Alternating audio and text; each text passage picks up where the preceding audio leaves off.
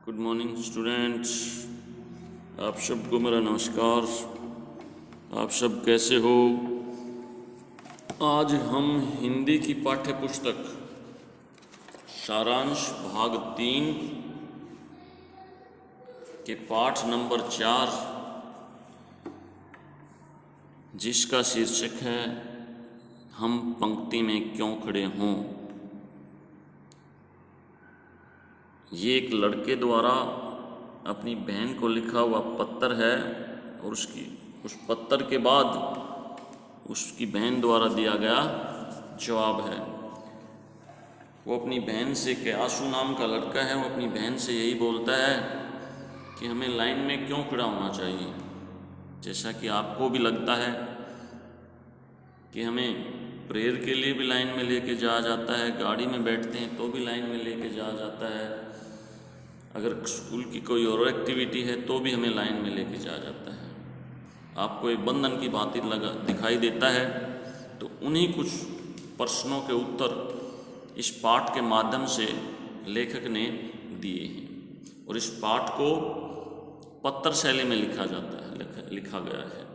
पत्र शैली में यही होता है, सबसे ऊपर टॉप लिखना। जिस समय आप आरंभ करते हैं तो वहाँ आपका जिसके नाम लिख रहे हो आप उसका एड्रेस डाला जाता है, आप किसको लेटर डाल रहे हैं, पत्र वो लिख रहे हैं। जैसे यहाँ लिखा हुआ है 10/15 ए चाणक्य मार्ग नई दिल्ली, और फिर ये पिन कोड है 110001। जैसे हमारा मदीना का पिन कोड है 124111, और फिर दिनांक है, फिर उसका नाम है प्रिय आशु, मेरे प्रिय भाई आशु। सैसने आशीष, सैसने मीनिंग प्यार के साथ आपकी शुभकामना। तुम्हारा पत्र कल ही मिला। जो आशु की बहन है उसको आशु का पत्र एक दिन पहले ही मिलता है। मन नहीं माना तो आज ही उत्तर देने बैठ गई। तो जो लेखक है उसका मन नहीं माना तो आज ही उसका उत्तर देना आरंभ कर दिया। तुमने अपने पत्र में जो प्रश्न उठाया है, आशु ने जो पत्र में जो प्रश्न उठाया था, हम पंक्ति में क्यों खड़े हों, तो आशु अपनी बहन से यही पूछना चाहता है कि बहन, हम पंक्ति में क्यों खड़े हों। हम बगैर पंक्ति के भी तो काम कर सकते हैं। रात भर मेरे मस्तिष्क में घूमता रहा। रात भर जो आशु की बहन है उसके मस्तिष्क में, दिमाग में घूमता रहा। प्रातःकाल होते ही मैं पत्र लिखने बैठ गई और सुबह होते ही सबसे पहले मैं आपको पत्र लिख रही हूँ। तुम्हारी समस्या यह थी, जो आशु की समस्या थी वह यह थी कि तुम्हारे जो प्रधानाचार्य तथा अन्य अध्यापक हर काम को करते समय पंक्तिबद्ध होने को क्यों कहते हैं। कि तुम्हारे स्कूल में आप जाते हो तो आपका प्रधानाचार्य भी और बाकी अध्यापक भी, आप कोई भी काम करते हैं तो यही बोलते हैं कि आपको लाइन में चलना है, पंक्तिबद्ध आप चलें। चाहे प्रार्थना के समय, चाहे आप प्रार्थना के समय हो, चाहे कक्षा बदलते समय, चाहे आप कक्षा बदलते हो तब हो, अथवा स्कूल बस में चढ़ते समय या स्कूल बस में चढ़ते हुए। मैं इस पत्र में तुम्हारे सब प्रश्नों का उत्तर दे रही हूँ। वो जो आशु की बहन है वो ये बोलती है कि मैं तुम्हारे सभी प्रश्नों का उत्तर दे रही हूँ। और क्या नाम है उसकी बहन का? चित्रिशा। तो आशु की बहन बोलती है, मनुष्य एक सामाजिक प्राणी है, कि मनुष्य एक समाज में रहने वाला प्राणी है। समाज में रहते उसे अनेक व्यक्तियों के साथ रहना और काम करना पड़ता है, और सामाजिक प्राणी होने की वजह से उसे बहुत से काम बहुत से लोगों के साथ करने पड़ते हैं, व्यक्तियों के साथ करने पड़ते हैं। ऐसी स्थिति में उसे समाज के बनाए नियमों का पालन करना पड़ता है। सामाजिक प्राणी होने की वजह से उसे क्या करना पड़ता है? समाज ने जो नियम बनाए हैं उनको फॉलो करना पड़ता है, उनका पालन करना पड़ता है। ऐसा करने से दूसरे लोगों को कष्ट नहीं होता। अगर आप ऐसा करते हैं तो इससे आपके जो दूसरे लोग हैं उनको कष्ट नहीं होता। हमें अपने साथ साथ दूसरों के अधिकारों का भी ध्यान रखना चाहिए। लेकिन वो जो आशु की सिस्टर है, बहन है, वो ये कहती है कि हमें अपने साथ साथ दूसरों के अधिकारों का भी ध्यान रखना चाहिए। अधिकार और कर्तव्य एक दूसरे से जुड़े हुए हैं। कहती है कि अधिकार और कर्तव्य एक सिक्के के दो पहलू हैं। जो एक चीज़ आपका अधिकार है वो दूसरे का कर्तव्य है, और जो दूसरे का अधिकार है वो आपका कर्तव्य बन जाता है। मनुष्य को अनुशासन का पालन करना चाहिए, मनुष्य को अनुशासन में रहना चाहिए और उसका पालन करना चाहिए, शिष्टाचार से व्यवहार करना चाहिए। जीवन के विभिन्न क्षेत्रों में अनुशासन का पालन करने के लिए हमें पंक्तिबद्ध होना ही पड़ता है। जो जीवन है उसमें जो भिन्न भिन्न जो क्षेत्र हैं उसमें अनुशासन का पालन करने के लिए हमें पंक्तिबद्ध होना ही पड़ता है। हमारे पंक्तिबद्ध होने से किसी को यह कहने का अवसर नहीं मिलता कि हमने उसके अधिकारों को छीना है। अगर हम पंक्तिबद्ध हैं, लाइन के अनुसार हैं, तो कोई दूसरा हमें ये नहीं कह सकता कि आपने मेरे अधिकारों का हनन किया है या मेरे अधिकारों को छीना है।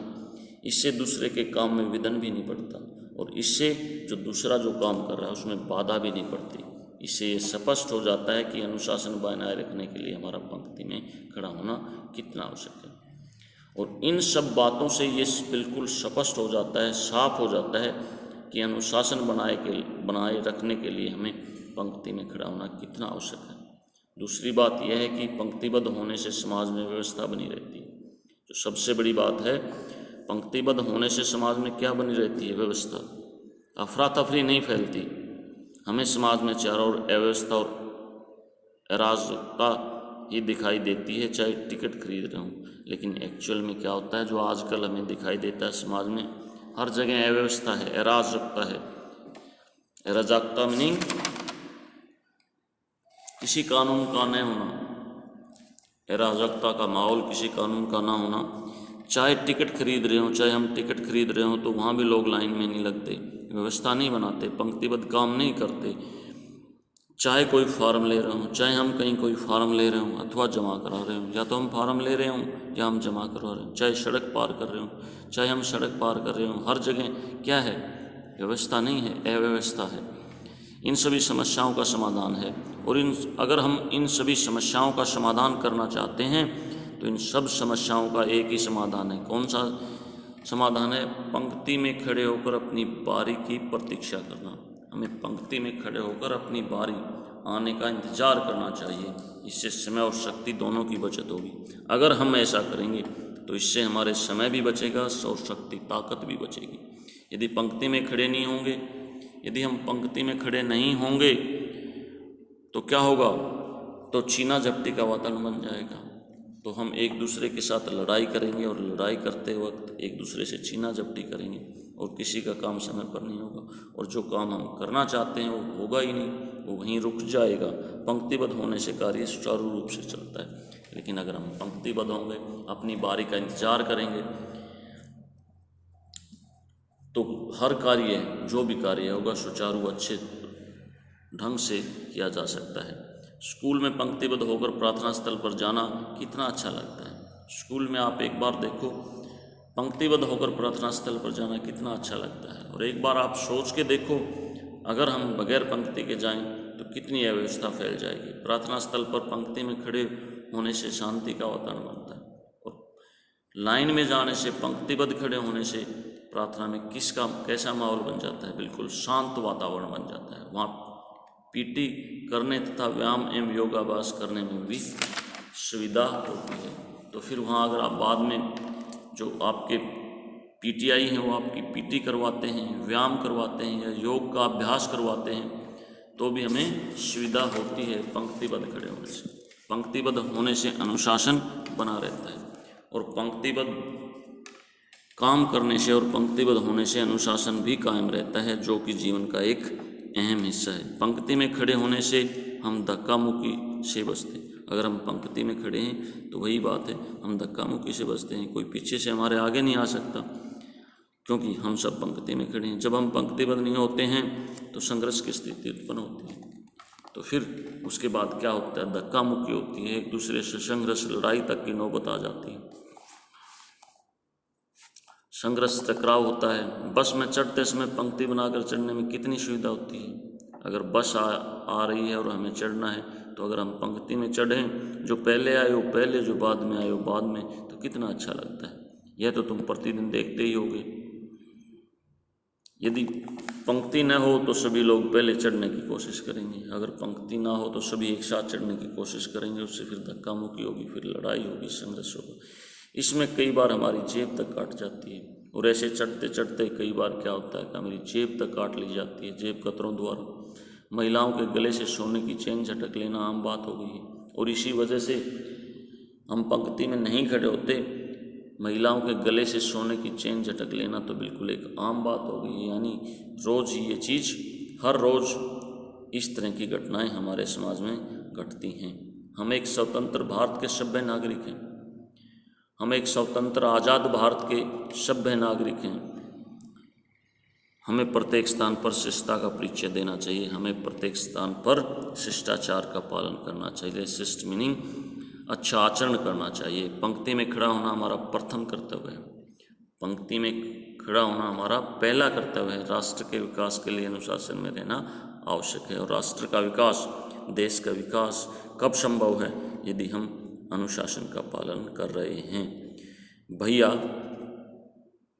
अब आप समझ गए होंगे कि हमें पंक्ति में क्यों खड़ा होना चाहिए।